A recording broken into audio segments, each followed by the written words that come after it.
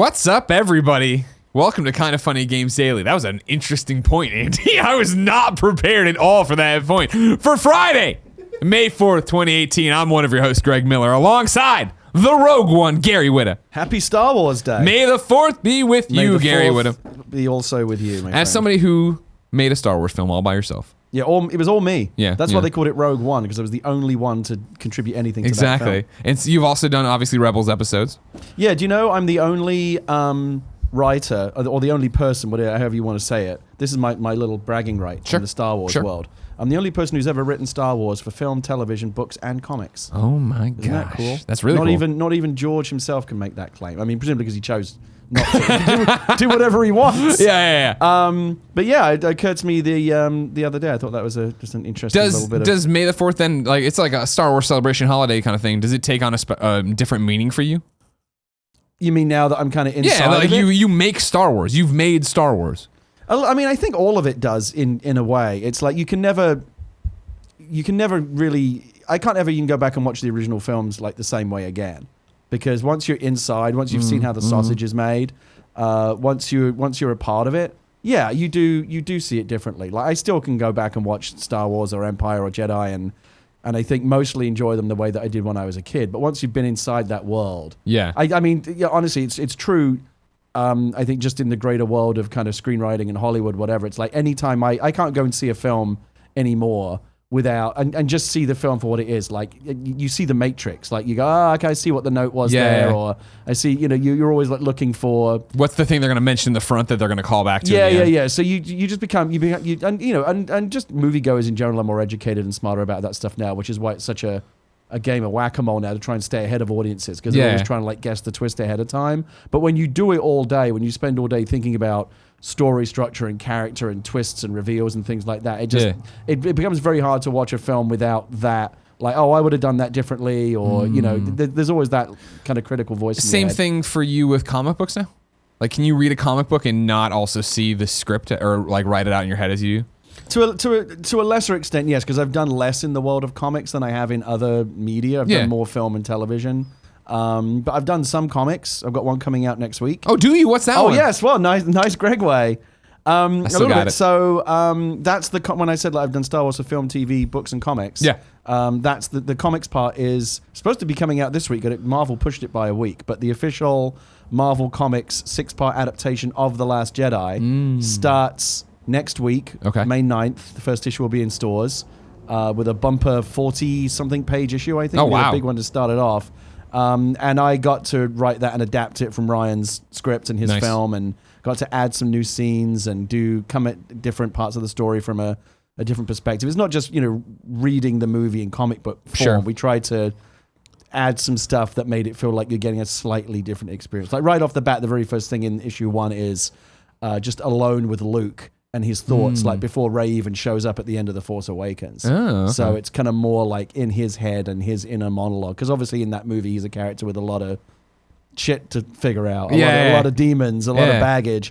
And so, with comics, you can do the little thought bubbles and kind of go into their head a little bit more and explore like what's in their psyche. And so I got to do that with Old Man Luke, which was really cool. Not to turn this into Greg's Comic Book Club, which the new issue is available up on patreon.com/kindoffunny right now for just $1, along with all the other stuff you get for $1. I digress. How does that work? They're like, you need to, we want you to adapt the movie into the 6-part thing. Great. And you're like, I want to add this, or they're like, we want you to add this, or is it like you have a story meeting with people? So, I mean, the general approach, I believe, at Lucasfilm when they do these adaptations is to not have it just be like the movie in literally another form. Sure, here's like, storyboard version of the movie. If you read, for example, Jason Fry's novelization of The Last Jedi, he added tons and tons of stuff, and a lot of it was like deleted scenes or things that Ryan wanted to do but never got around to, or wouldn't fit in the movie, or would have affected the pacing in some way. But Ryan's like, I've got all this. We did this on the Rogue One comic adaptation as well. Like Gareth had all this stuff left over that he never got to put in the movie because it was just, we had enough to fill like 3 movies. Yeah. And by the time you cut it all down, there's all this stuff left over. And so Gareth gave Jodie Houser, the writer on that book, a ton of stuff and said, look, if you want to use it, use it. And she did. She found a way to put some of that stuff. It's almost like deleted scenes in comic book form. And on this one, it wasn't so much about deleted scenes because we're very limited on space. Like I didn't add like whole other storylines or anything, but kind of took the scenes that you saw in the movie and presented them from a different point of view. Because, you know, Star Wars is all about certain points of view. It's true. So, for example, in the movie, when Rey and Luke are on the island, the cinema point of view in those scenes is from Rey's point of view. Like, you're with Rey when she shows up on the island, and Luke is the other, right? She approaches him. In the comic that I did, you're with Luke, and Rey is the other. Gotcha. Who's come to the island to bother. He's like, why is this person coming here to bother me? I don't want, I don't want this person here. And so I got to be inside his head a little bit more.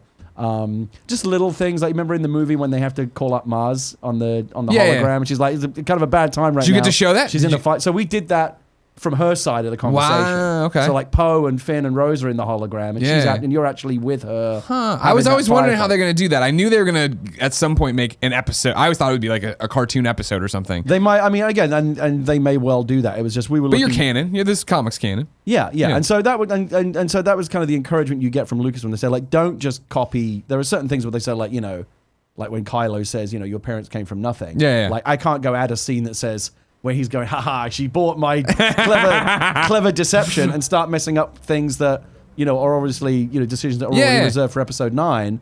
So I can't like alter things that are obviously were big Ryan's story points, canonical intent. Okay. But I can add things and make little changes. And then, you know, I do my script and Lucasfilm bring back their notes and they'll say like, okay, don't do this. Like I tried to make Life Day canon. Really? That got shut down. I really wanted to do it. Yeah. And there was a couple of other little things where they'll go like, yes, this is hilarious, but we can't actually do that in canon. Yeah. But a lot of cool stuff got through.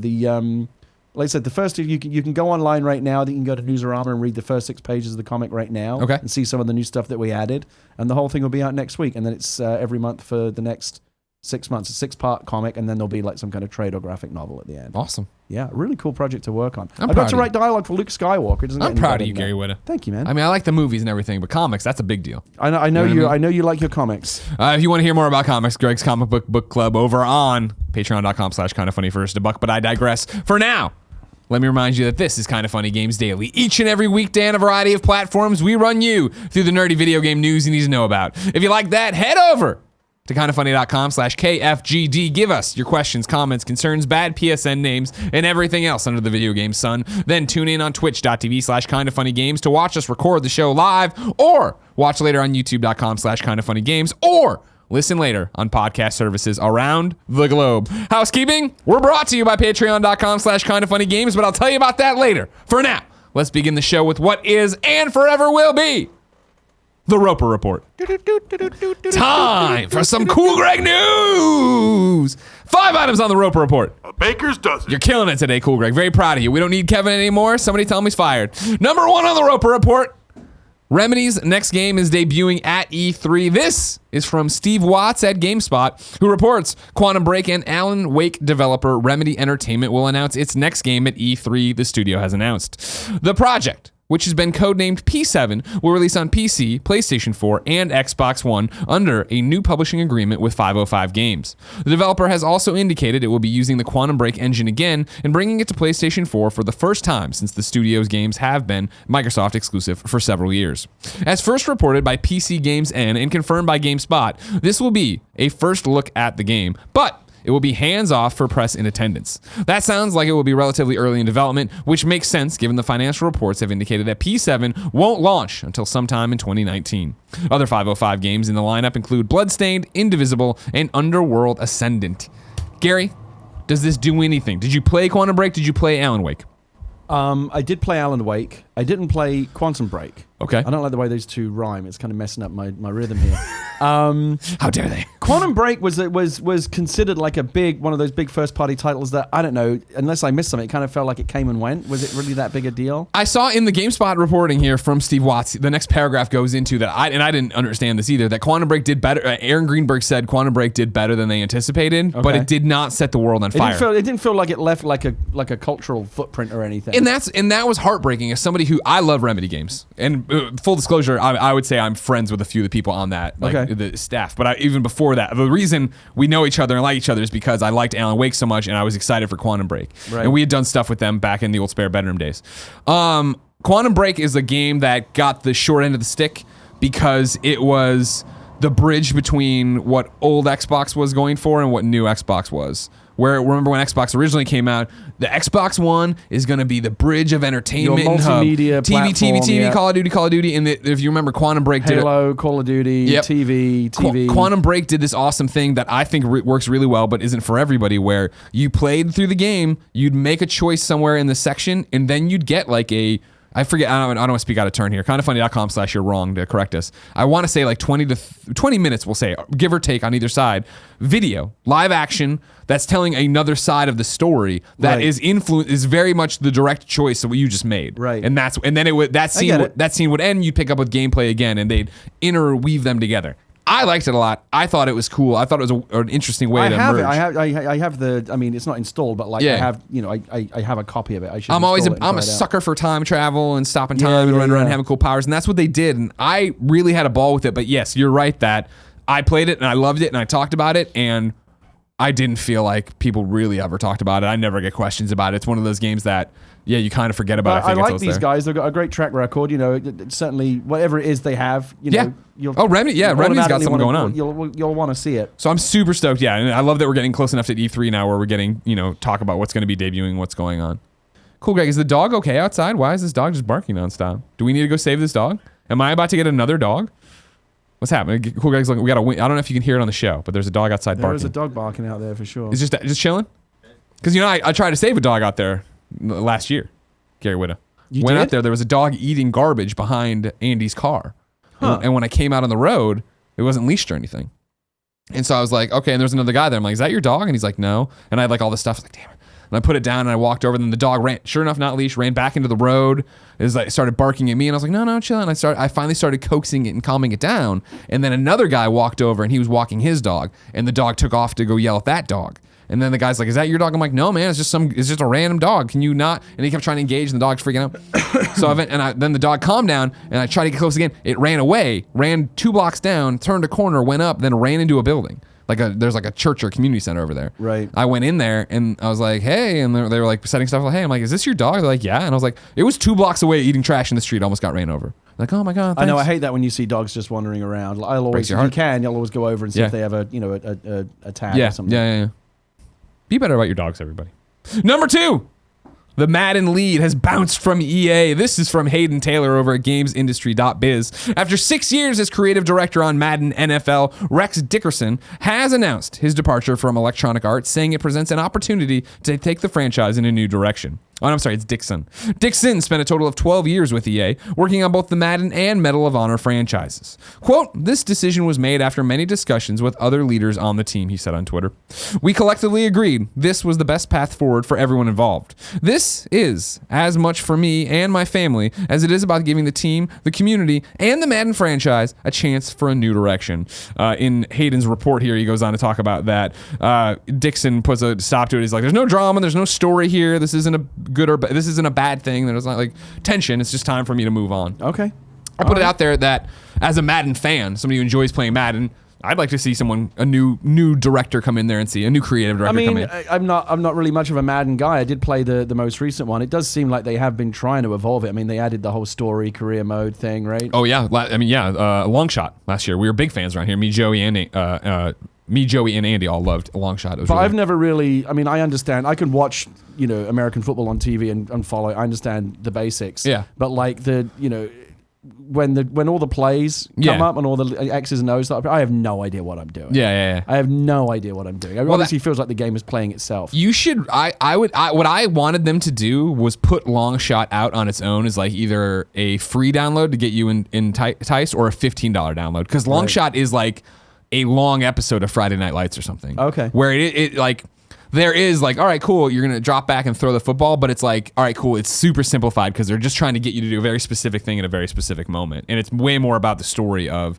this guy, coming from impoverished place, wanting to get out there, his rough and tumble life, and go on. And they're two generations into that on FIFA as well now. The kind of career. Yeah, so career mode. I'm excited to see what they do this year with it. That'll be the cool part of EA's press conference. I mean, probably. Do those games radically change from one? I know every now and again they'll say this year we're actually adding something like that's going to make the game substantially different, but mostly it's just Madden, it's just tweaking. Now I can only speak to Madden really, but I feel like Madden, NHL, FIFA all fall into this camp that they are glacial changes because they're on the 9-month development cycle, right? Right. So there's always something they're working on for this year, but then always something they're working on for next year, and so on and so forth. So I think that if you were to look at them 5 years apart, you'd see a much different game. Yeah. Whereas like incremental, they get the short end of the stick of, oh man, it's just a roster update, which I don't buy. I know how hard these teams work on this game, and I know that Madden every year feels more and looks more like real football. So, and I assume that's how FIFA is too, as somebody who doesn't play it. I know NHL stumbled when it came out of the game. Whenever I do follow the FIFA franchise because I like those games, every year when I see like this is what we've added,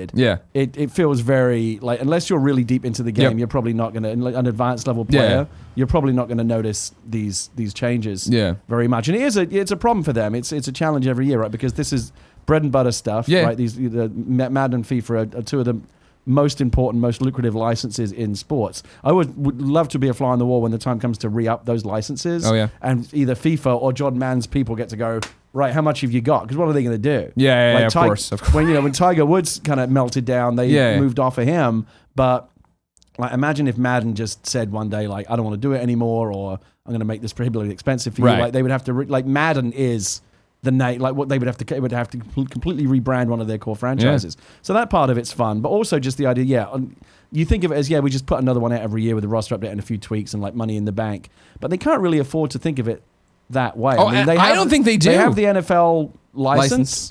And that protects them a little bit because, who else can... I mean, are there even any other... No, they have exclusive football NFL games license out there. Well, there's like... every so often they put out like Blitz or whatever, right? And then there's a new generic college football one people are working on. I was aware of people... there's nobody who's giving out the real... Don't forget the XFL coming back, though. Can't wait. 2020. You kidding me?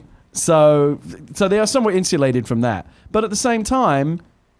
You can rest on your laurels and let it stagnate, and sales can go down, and they expect these things to be there.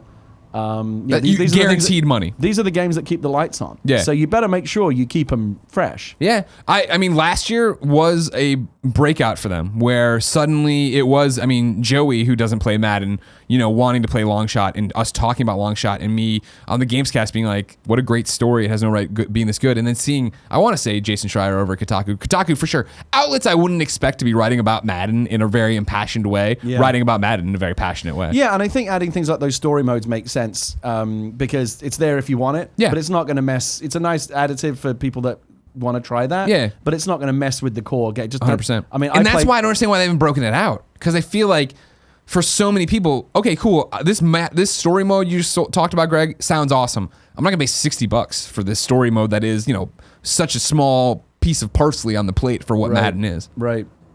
Who knows? No, I know what you mean. I think what they're unlikely to do is ever completely, take a risk on like reinventing the wheel. When they've done that in the past, said, okay, here's like the big radical revamp. Well, it's because it always comes at the expense of other things. I remember when Xbox 360 launched and got its version of Madden, it was this totally pared down, things weren't there. You didn't have this mode, limited rosters, because their bread and butter was the PS2 version, because it's in everybody's house. So why would they go on this Xbox One version and really reinvent the wheel? They had to do what they had to do. And they're on these yearly cycles. So, I feel like if they were going to do it, make a big change, they would have to, in terms of like the logistics of how they approach the development, like put some whole other team on it for like 2 or 3 years out. Like they can't just decide, well, okay, for this next one, we're going, but by the time like Madden 18 is shipping, Madden 19 is already like way down the road. Way down the road. Yeah. For the next one. Yeah. Anyway. Number 3 on the Roper Report.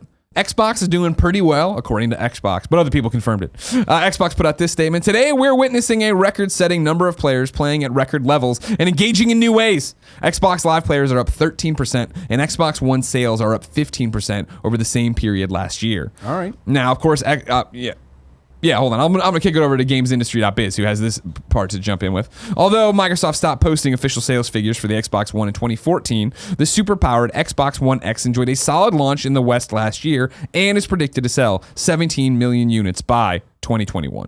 All right. So a little bit of numbers, but also interesting just to see 15% year over year. Xbox One X is bringing people in, along with, I'm sure, Sea of Thieves, State of Decay 2, promise of, the stuff, Game Pass, and also the fact that they have something to sell there with this, like, as you're always yelling about true 4K and all this jazz. Yeah. It's still, I picked up that PS4 Pro recently. Yeah. It says on the back, 4K games and 4K entertainment.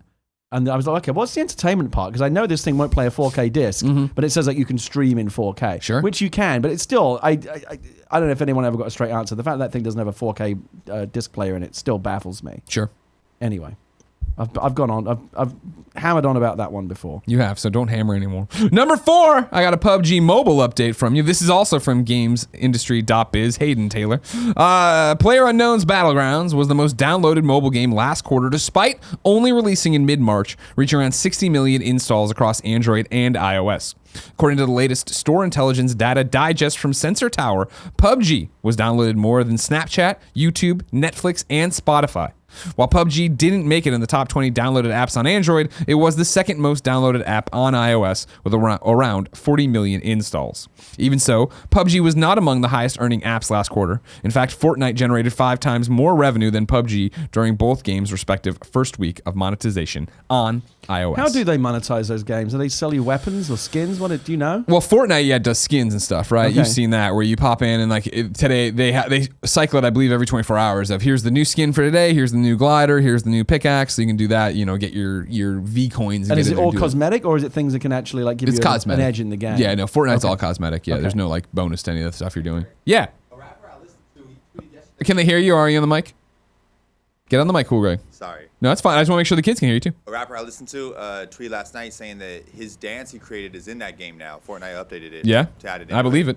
Yeah. Again, we're talking about all the time about Fortnite and when video games break through to the mainstream. Yeah. And this is happening because Battlegrounds and Fortnite have both done that. My aunt and uncle, or my uncle texted me and my aunt the link to that New York Times article that was all about that. It was the one that was getting torn apart because of the tweet. Did you see the tweet? That was I didn't know there was an article. It was talking about how gaming cafes are becoming a thing and people wanting to go watch esports and all that jazz. And but the tweet was like, gamers want to be elbow to elbow, controller to controller, playing games and eating Hot Pockets, and everybody was like, what? No, we don't. This is a terrible tweet. But the article itself was like, here's this side of gaming that's growing rapidly of everybody wanting to get together and do esports stuff. They were just talking about Battle Royale stuff? They mentioned Fortnite in there a lot, and talking about the success it's seen and, the fact to explain to people of I forget what sport athlete they called out, but the fact that if you see them, get the points or whatever, you see them do this dance that is from Fortnite. That's the crossover you're seeing and stuff like that. Yeah, that is amazing. Yeah.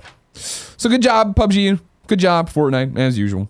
And then number 5, this isn't a surprise to anybody, but Activision is eyeing Battle Royale officially on the record. This is from Shabana Arif over at IGN.com, who says, Activision CEO Bobby Kotick has said the company is, quote, very good at being inspired by trends in the industry, like the growing popularity of the Battle Royale genre.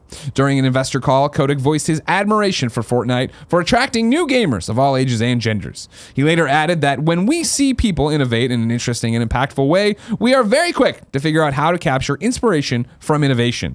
When we see things that appeal to our audiences, we are very good at being inspired by those. So it's a fancy way of saying we don't innovate ourselves, but when we see someone else innovate, something else is popular, very quick to jump on the bandwagon. Yeah, dude. Yeah. Of course, someone else can take the risk. Yeah. Once they've demonstrated there's a market there, we'll come in with all of our resources, push them out of the market. And dominate. Bobby's like, thanks for being a beta tester, everybody else on those games. Appreciate that. Yeah. Of course, IGN goes on to cite, and so did everybody else who reported on it, the fact that there is the rumor that Call of Duty 4, of course, has no single player. It is multiplayer only and features some kind of battle royale mode. You're going to see. EA's going to do it through Battlefield. You think this year?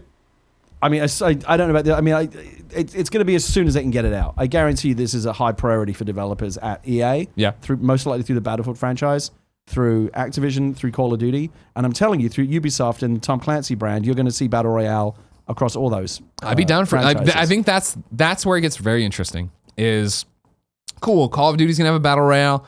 I'm sure it'll be fine. I'm not a big Call of Duty guy, blah, blah, blah. You talk about the Division having a Battle Royale. I'm like, all right. Now we're, okay. Battle Royale Dark Zone? Hell yeah. Hell yeah. Absolutely. Gary, let me tell you something. It's a pleasure having you on this show. Thank you know what I mean? So much. I almost got saddled with Tim Fucko Geddes today. Although when you saw me come in the door there, you didn't. The first reaction, which I think speaks volumes. Well, it wasn't one of a thrilled man. Yeah. It was more kind of like a. Well, yeah, okay. I mean, I fucked up. Of course, that's what I jumped to. I'm not. It's not that I love that you're here. Of course, you're always welcome here. But it was like, fuck, I fucked something up. That I thought Tim was on the show today, but it was you. But I'm glad you're here. I showed Tim the email. So it says here I'm here on Friday. I traced it back. Now here's what I'd like to say though. The record's clear again, because you remember back at the old house once you showed up at like 10 a.m. And I was like, what are you doing here? You had to send me away. I was like, dude, you're not on till 3 in the afternoon. Right, I can't help you. I did get that one wrong. All right, so there we go. I remember being turned away from your door at that time, yes. Gary. What else you got? I'll tell you what I got. I got a lot of excitement to see what this Black Ops 4 is going to be about in this Battle Royale. But the reveal is still so far away, weeks away. If I wanted to know what came to the digital mom and grop shops today, where would I go? The official, that was the worst one yet. The official They're only list getting worse. Well, we had a little, it didn't flow, so you had to kind of pick it up. Yeah.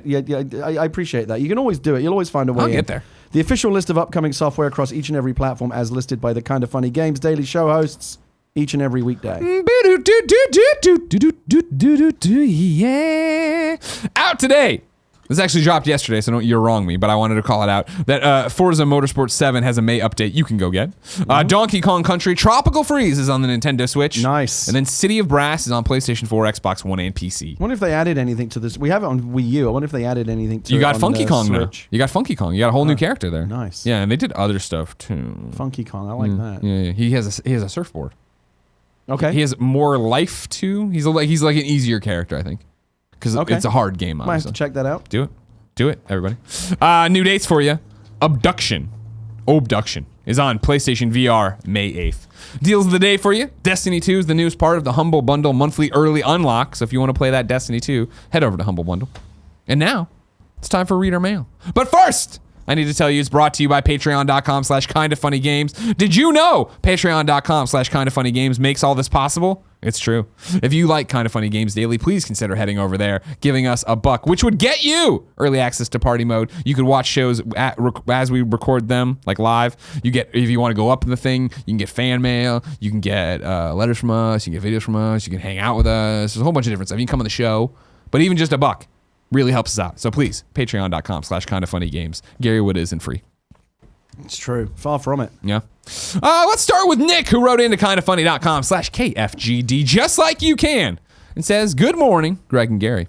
I finished yesterday's Games Daily, and I was taken aback. Tim said something that rubbed me the wrong way. He said that the Red Dead 2 trailer looked phenomenal, and I picked up my jaw off the floor. I wondered if we even watched the same trailer. So I went back and watched it. Alas, it doesn't look like The Second Coming. It looks like a game that should come out 3 or 4 years ago, albeit has a decent setting art. The character animation seems lacking. My long-winded story leads to this question.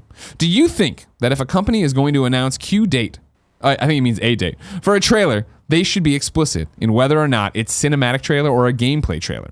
It seems like this could be either one, and it hasn't been stated either way. Keep up the killer work, and fuck that chicken just as hard as always.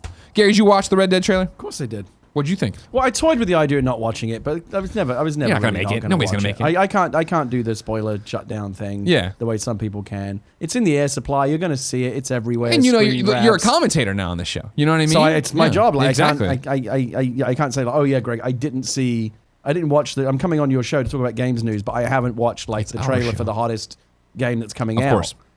So I did watch it. I thought it would, so as you know, I'm Red Dead all day long. It is absolutely my most anticipated game. The last one was my favorite game of the previous generation. Yeah. Just pipped Mass Effect 2 to the title. Okay. But it was my favorite game. I loved it. I loved living in that world. I was sad when it was over. Yeah. I played all the extra stuff, multiplayer things that came afterwards. Undead Nightmare. So I'm very, very excited about this new one, especially 1X, 4K, all of that stuff. I'm all in.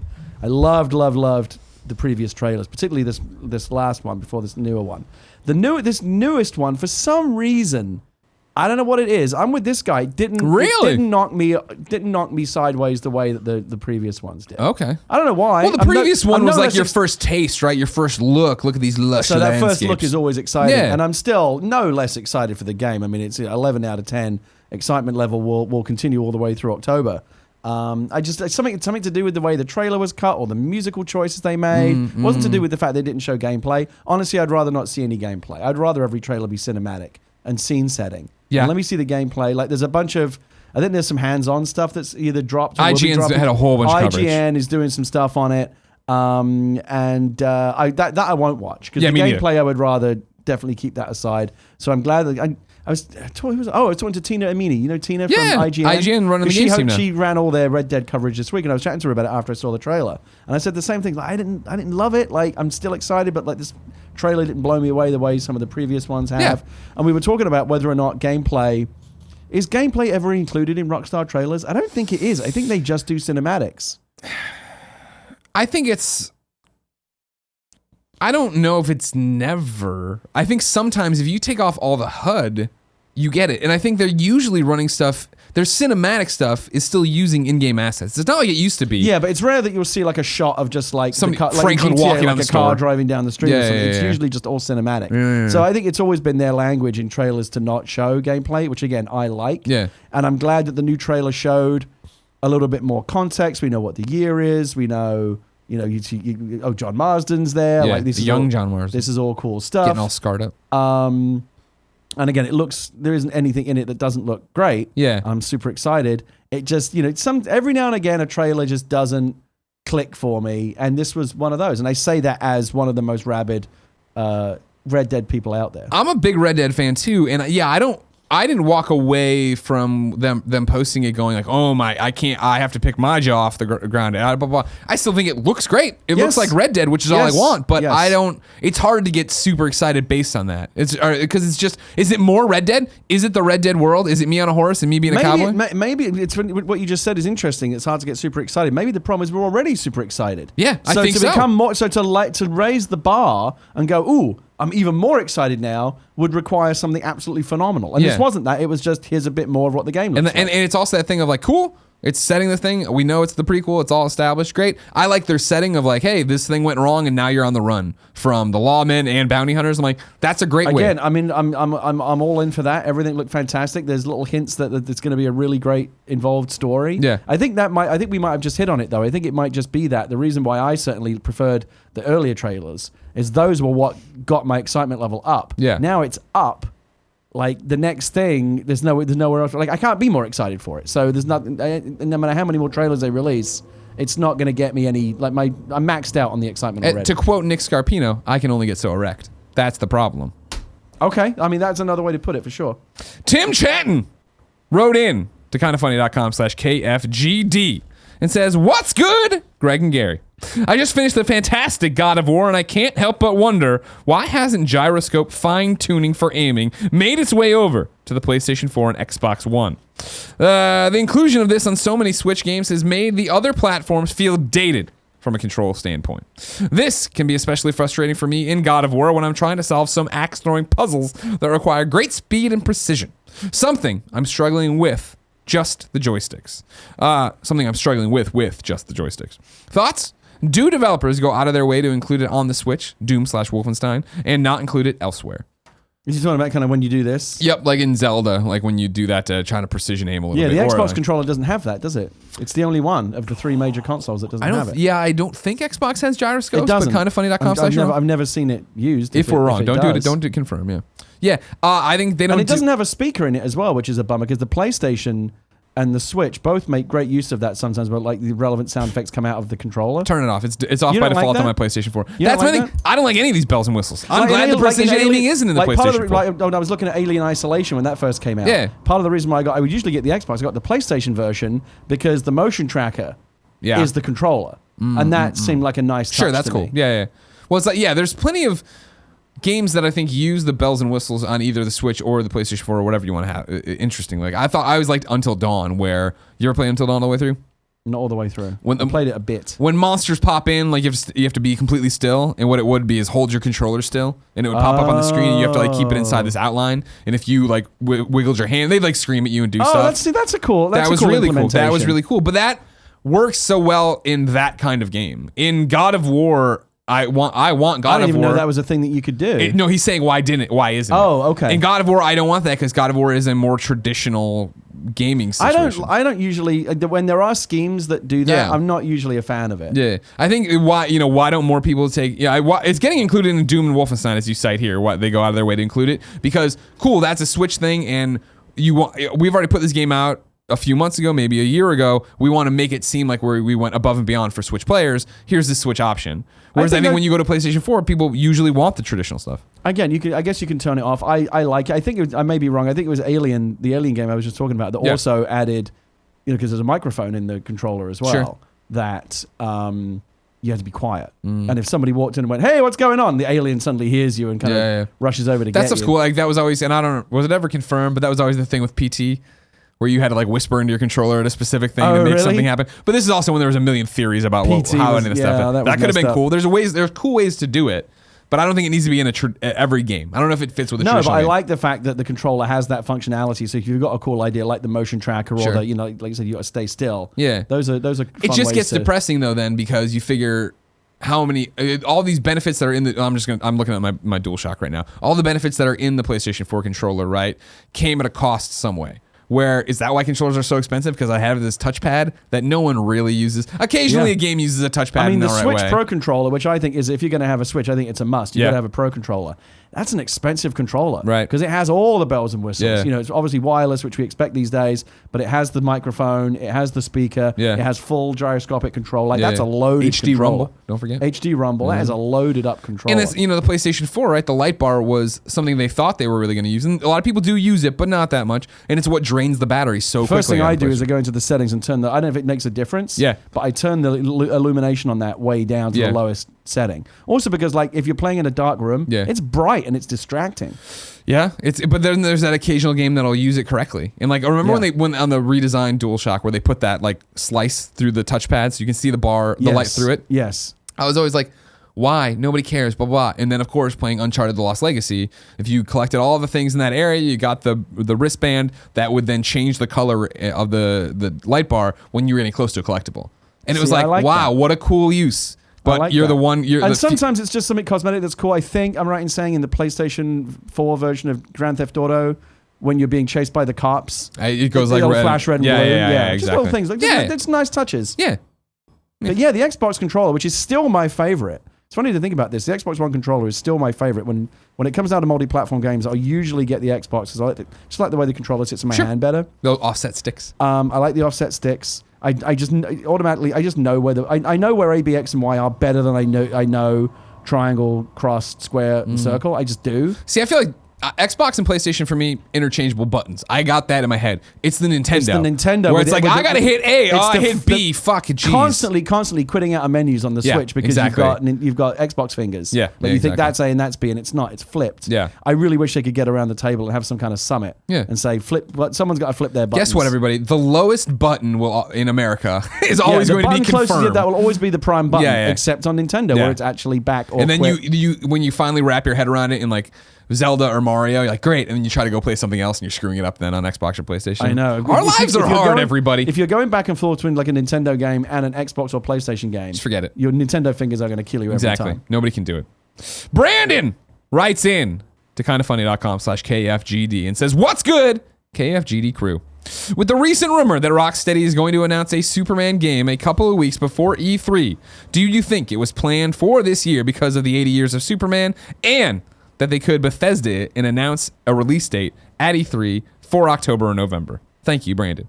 I hadn't seen this newest rumor that Rocksteady's working on a Superman game. I've, of course, seen all sorts of rumors about Rocksteady and about a Superman game. That screenshot came out forever ago that a lot of people tried to tie back to WB Montreal, and I don't know if that ever actually happened.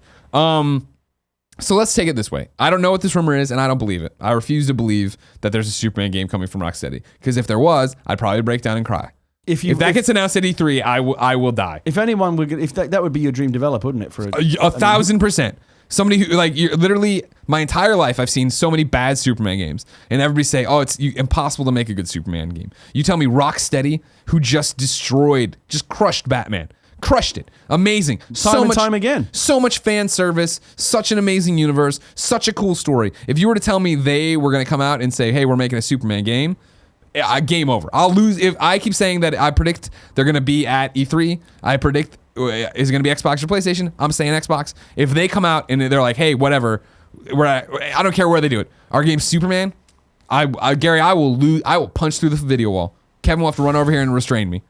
So I get the argument that I don't know if I believe it. Well, let me ask you: do you think it's impossible to make a good Superman game? No, not at all. And now here's where it gets interesting.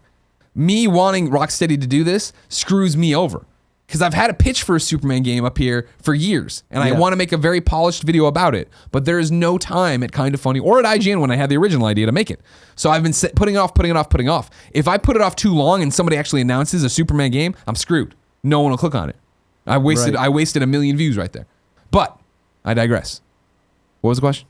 Do you think it's impossible to make a good Superman game? I do not think it's impossible to make it. What about the argument that it's never been done? Is that at least an argument for the fact that it's not, at least not easy, because no one's ever done it? It's not easy, I think, but I think it's also the fact that Superman just never made the jump from like the 16-bit era, right? Like I think Death and Return of Superman game's a fun side-scrolling beat 'em up.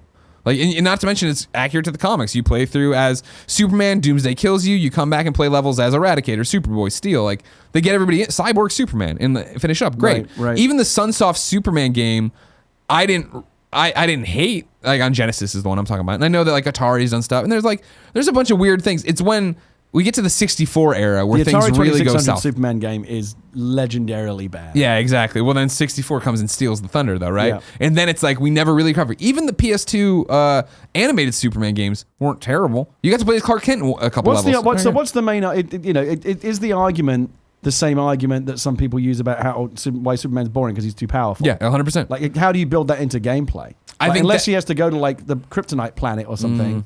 Like, see, how are you going to weaken him? You're dancing on my pitch here. This is a big part of my pitch if I'm going to do it. Well, here's what I would say. Yeah. And if this is part of your pitch, then I apologize. No. But perhaps great minds think alike. Ooh. The challenge to Superman, Yeah. if you're designing a game or a story around him, or if you're a villain in the Superman universe, Yeah. is not to try and beat him with kryptonite or whatever, because again, we've seen that a million times. Yeah. Like, what's his one weakness? We get it. It's not interesting to say, okay, here's the thing. Here's the green rock. the jewel Yeah. that nullifies your powers. Pretty boring. Yeah. Even though movies have come back to it again and again and again, because it's the only thing that there really is. I think far more interesting is you're thinking about Superman's other weakness, his loved ones. which is what's that? His loved ones. What, the fact that he has a moral center and is a good person. Yeah. I always thought the genius of Lex Luthor. Well, I'm going to fire two missiles in two different directions. You ain't that fast. You got to make a choice. Yeah. I'm going to force you to make a choice. Yeah. And that, to me, is a far more interesting way to tackle Superman, both as his nemesis or villain, and as a storyteller. Force him into situations where his powers don't help him. Yeah. Right? Yeah, 100%. I think I don't know how you would necessarily do that in gameplay. Yeah. But the fact, they say it rightly in Superman too, right? Zod says, like, I found his weakness. He cares. He cares about these people. And that's what you exploit. And see, that you're 100% right. And so I feel like there's two Superman pitches I've started developing for video games that'll never happen. The one is third person open world. That's the one I'm going to one day pitch everybody and explain how that one would work. Okay. But the one you're pitching is what I'd always hoped for. When Telltale was like, we're doing this Batman game, we have a relationship with DC. I was like, that's awesome. I wish it was a Superman game, because it would solve so many people's problems with Superman in the way that, all right, cool. First off, I like the animated version of Superman, post-crisis Superman, where animated Superman, it got buried really quickly. But when they were talking about him, they were very much like, conventional weapons could theoretically beat him. Like, he's not, ungodly. Like, a tank would knock him down, and when he does fight tanks, he gets all beat up and bruised. It's like, that's interesting, right? The way a Telltale game would work is what you're pitching, which I'm always about, is, all right, cool, like, you're fighting whoever on the ground. You can be not even fighting Doomsday, right? You're just fighting whatever giant thug that Apocalypse has sent down. Metallo's there, and he's not even using the kryptonite stuff. But it is, two things in a Telltale game, especially after what they did with Batman, where Batman's story deviates from all the Batman stories and they actually play around with the universe, and there's consequences. Yeah, somebody fires off rockets, and one's going for Jimmy Olsen and one's going for Perry White. And that Telltale thing pops of like, who are you going to save? And you have to save one person. And then it becomes, I was thinking about this in the shower today, because I just did a Easy Allies thing with Brandon Jones talking about something similar, right? Of like, the way they did Batman, where season 2 has, not only is there the choice, there's then dual ramifications for each of those choices, right? Right. So like the missiles get fired and Superman takes off, and it's like, which one do you want to go? And the thing pops up. Which one do you want to go after? This isn't even the big choice yet. Do you want to fire heat vision at one of them? You fire heat vision at one. They put a mirror reflection on it. It bounces the heat vision back down, takes out a bus or something, right? And then it is the choice. Who do you save? You go and save one, and now you've saved Jimmy. Perry's dead, and you blew up this thing. So now, not only are you having to deal with as Clark, oh my God, my boss and mentor and friend is dead. You now publicly as Superman have to deal with this opinion of Superman let the editor-in-chief of the Daily Planet die, and he blew up this bus by accident. And it does, you're right, it fits Telltale perfectly, right? Because giving people horrible binary choices that, again, the Lex Luthor 2 missiles in both directions, that was the ultimate kind of binary choice that he had to make. That if you play on that, again, if you assume that Superman's primary weakness is not kryptonite, again, because kryptonite's pretty boring. Yeah. It's just, I play the card that nullifies your card. Yeah. Okay, I get it. It's his morality, and how do you exploit that? And again, Zod did it brilliantly. Luthor did it brilliantly. I think other villains throughout the Superman canon have done it. I'll tell you one of my favorite Superman moments. It's actually from Lois and Clark. Hell yeah. And it was either from the pilot or it was very early on episode where Superman's just started to show up on Luthor's radar. I'm sure you'll remember this sequence. Yeah, season 1. When Luthor starts sending him tests and starts creating crises. There's one where I think there's like a runaway train, and Superman, Luthor, sabotages the brakes on the train. Superman comes and stops it, and it's all on the news. Luthor's in his office going, more powerful than a locomotive. And faster than the speeding bullet, and it's all these different things. And eventually Superman shows up in Luthor's office, and he says, enough of these games. You want to know how strong I am? And he grabs stuff off the wall. Does he? This is my favorite one. He goes, you want to know how fast I am? And he picks up a gun that Luthor has in the case there, shoots the gun at Luthor, and then catches the bullet before it hits him. He's like, I think we're like, what more do you need to know? Like, don't mess with me. Yeah. And that's why I just remember that was always one of my favorite Superman moments. Came from Lois and Clark. See, I think the Telltale approach to it would do a lot for not only setting up, how it would set up limits for Superman.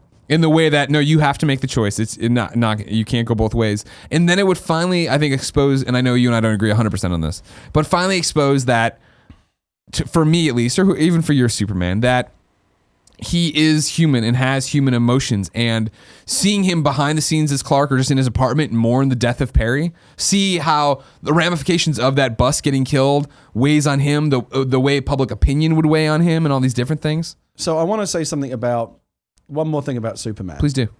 This is the thought. Remember we had you got to come on this comic book show. I'll do it with you. I've got a lot of thoughts on it, but I just want to add one point because I know the last time that we talked about it, it got. If you missed it, it was basically Gary said that stepfathers aren't real dads. That's not what I said. I'm just shortening the argument. But I remember. I think we were talking about the main point of contention was I had said that I love the 78 Donna movie. It's my favorite. I think that Superman is best. You said that as much as you like the movie, it ruined Superman for a long time. Yep. I don't agree with that. I think we got into a conversation about Jor-El versus Jonathan Kent and all of that stuff. And I did say a couple of things that afterwards I regretted the fact that they could have been misinterpreted, which is to say that, biological dads will always somehow be superior to real dads. And that was us all joking around, I think, a bit more. To stepdads. And I've obviously certainly don't believe that. But, so I will say this, and there's a couple of things here. You hate the fact that he spins around the world 100%. And turns it backwards, right? You hate it. Yeah. And yes, it's dumb. The world doesn't work that way. Yeah, we know that if the Earth started spinning backwards, all kinds of crazy shit would happen that would not be good. But time reversing would not be one of them. Yeah. I get it. I'll give you that. Yeah. Here's why, though, I still think it works in the movie. And it actually bolsters your point about why Jonathan Kent is the real dad. Okay. And it plays out very, very specifically in the film. And I think this is entirely the filmmaker's intent.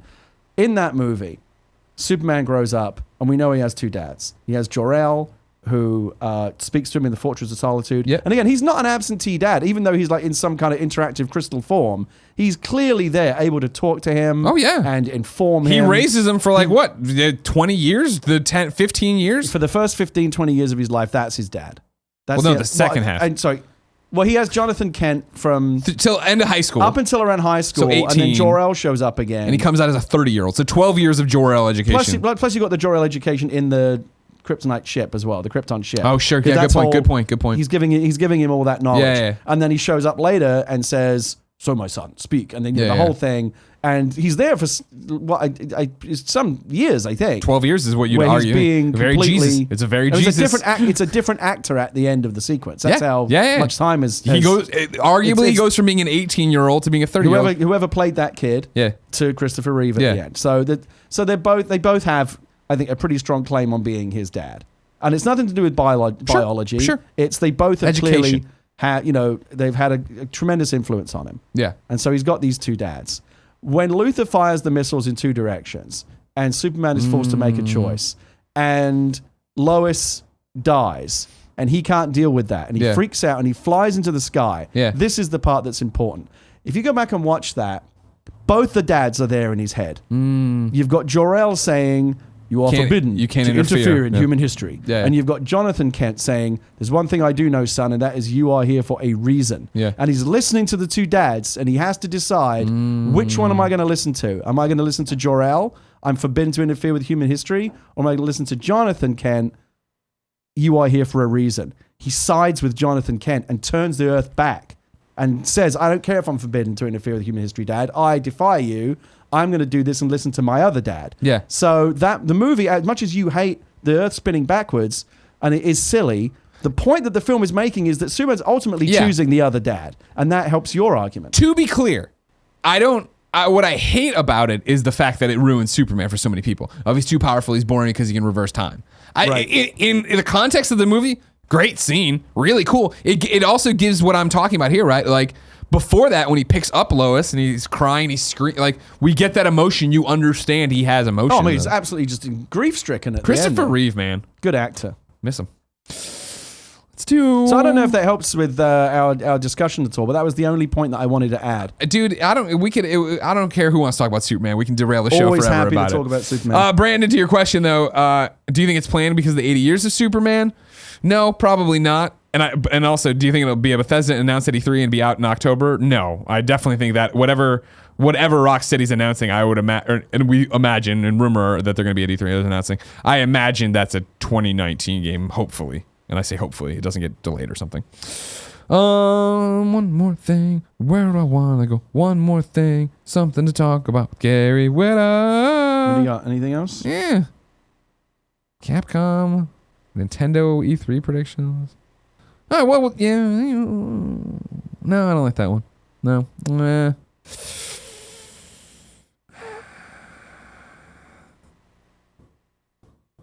I'm looking at Marco's question. About not loving God of War? Yeah. But I feel like we've talked about that. Surprises and expectations before about God of War. We've done that. We just crushed it with this Superman story. I'm going to move on to Squad Up. This is where one of you writes in to kindafunny.com/KFGD. Give me your username, name, platform choice, and why you need help in a video game. I read it here. The best friends come and find you, and everybody plays video games and is awesome together. Today, Raymond needs help on the Xbox One, but he puts parentheses, technically the Xbox 360. Raymond's Xbox Live username is Smackerly. Spelled the way it sounds. You can catch it in the YouTube description. Smackerly says, hello, I'm trying to 100% Dark Souls on the Xbox 360 before the remaster hits later this month. I was hoping there would be a best friend out there who could help me obtain the remaining rare weapons that I do not have for the Knight's Honor achievement. Thanks, and I hope everyone has a great day. Smackerly.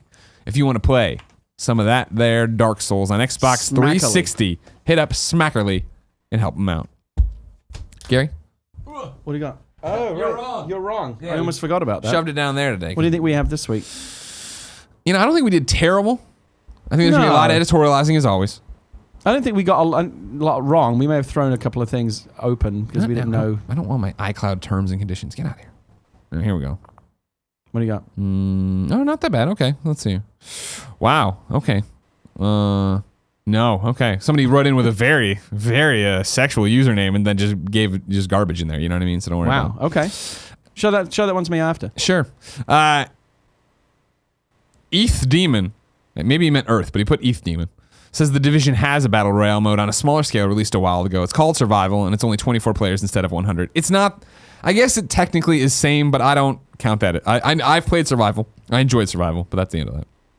Kebab says other changes to Tropical Freeze include a 1080p rendering in docked mode, loading, which is 2 to 4 times faster than the Wii U, and adjustments to the rendering of Donkey Kong's fur and environmental effects. All right. Funky Kong, meanwhile, is an easier character who is able to double jump, briefly float in the air, walk over spikes, and surf over other stuff. I don't know, it cut off before So I it sounds kind of like the Mario Kart update where they just cleaned it up, a few extra bells and whistles. I don't want to put that one in there. Yeah, and they've never supported gyroscopes. Yeah. You don't want that. Oh. Oh, no. Matthew says, as far as I know, the Switch Pro controller does not have a microphone, like Gary said. I remember you saying about the It has a PlayStation speaker. 4 version. Okay. Okay. Maybe it doesn't have a microphone. Okay. What is this? Doesn't have anything to do with anything. Oh, here we go. And Kebab says, the episode of Lois and Clark that Gary is thinking of is episode 3, season 1, titled Never Ending Battle. It's a fun episode. It is a fun episode. I recommend anyone go seek that out if they want to see some good Everybody Superman watch stuff. Lois and Clark and then tweet me and Joey Esposito about it because we are both big fans. You can be included too if you want to chime in. I wonder if Lois and Clark is good for a rewatch. Like to revisit after all this time. Yeah. Oh, yeah. Yeah? I mean, they don't hold up excellent, but it's fun still. It's still fun. The weird Jimmy Olsen switch in the middle. You're like, what? Why'd this happen? Terrible I always ending. thought, where were you on Dean Cain as Superman at the end of the day? Oh, he was great. You liked him? Yeah, I was talking about this yesterday. I like that it was a modernized Clark Kent that we needed. Of yeah, sure, I don't have to be the bumbling dork idiot. You know what I mean? Who do you think is the best one who's been on screen? In terms of, just in general? Who's your favorite actor? Which actor do you think has best played Superman? It's a loaded question. Because I feel like I still say the best interpretation of Superman in my lifetime, live action, is Smallville. And I say that, then I immediately say I agree that the majority of Smallville is garbage.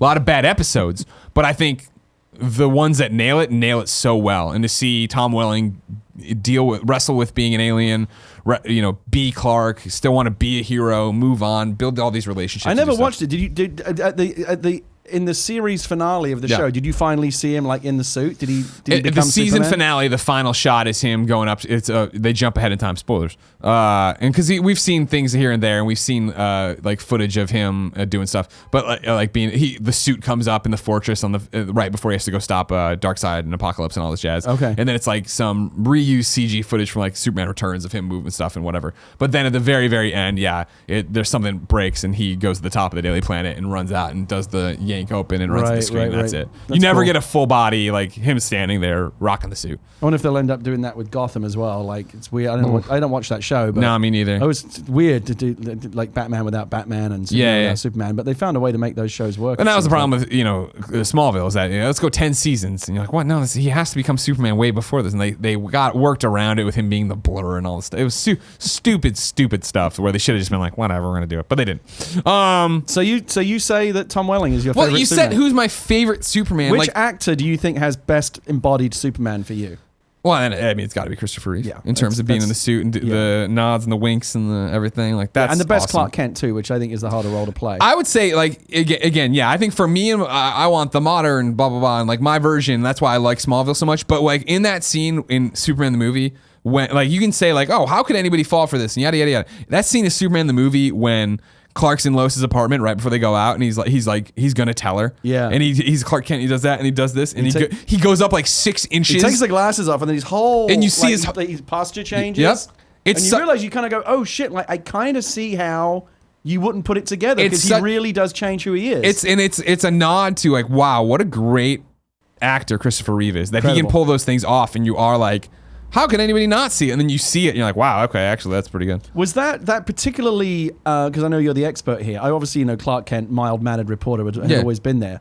Was the particularly kind of awkward, bumbling version of Clark Kent that you saw in that movie, was that the first time that had been done, or was the idea of Clark Kent as kind of a bit of a klutz? That's an interesting question. Was that invented for that first film? You figure, I mean, Clark Kent has always been the meek, soft-spoken person since Action Comics. I know, 1. but in the Donna movies, he really is like a total klutz. Right. That's a great question. I'm not familiar enough probably with Silver Age to tell you if that was how they were playing Clark. I always thought that was like another amazing skill that Superman had in those movies. He's a really good actor. Right. Because Clark Kent is not, that version of him is not who he is. Right. Like the bumbling, awkward guy that is always like getting his coat stuck in the revolving door and stuff like that.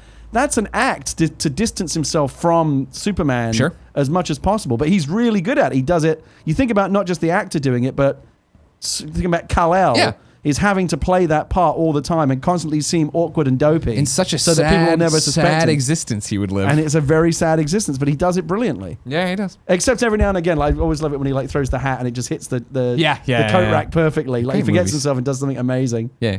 Anyway, I could talk about that movie all day. We should. One of my favorites. We're not talking about Zorro, Cool Greg. Zorro. Get out of here with Zorro. How do we go into Zorro? Cool Greg, what are you doing? Cool Greg? You better be sorry. All right? I want you to go home this weekend and watch a whole bunch of Justice League Unlimited cartoons, all right? then you can come in here. You want to talk about the Vigilante, who's very similar to Zorro in terms of a mask, and he's a cowboy. We can do that. All right? Just think about what you've done here. Of course, Zorro, what inspires Batman too in the old days with that was the movie they were watching. I digress. If you didn't know, ladies and gentlemen, this has been Kind of Funny Games Daily each and every weekday on a variety of platforms. We run you through the nerdy video game news you need to know about. If you like that, please head over to patreon.com/kindoffunnygames. Kick us a few bucks in a show of support. Watch the show live on twitch.tv/kindoffunnygames. Watch it later on youtube.com/kindoffunnygames. Listen on podcast services around the globe. Of course, use your Twitch Prime to subscribe on Twitch. Subscribe to the YouTube channels. Do all that jazz. Right into kindoffunny.com/KFGD. Your questions, comments, and concerns. And next week, get ready to buy Gary Whitta's comic book, Star Wars: The Last Jedi. Yes, May 9th. And I'll be back here next week and I'll actually have some copies to give you. Is May 9th Wednesday? It's a normal Wednesday book, right? I believe it's a Wednesday. Perfect. Yeah. Then we can go down, we can buy them, we can bring them up. Yeah. Show I'll off. sign, so if you want to give some away. Sure. I'm going to give it to Cool Greg. Okay. Until next time, ladies and gentlemen, it's been our pleasure to serve you.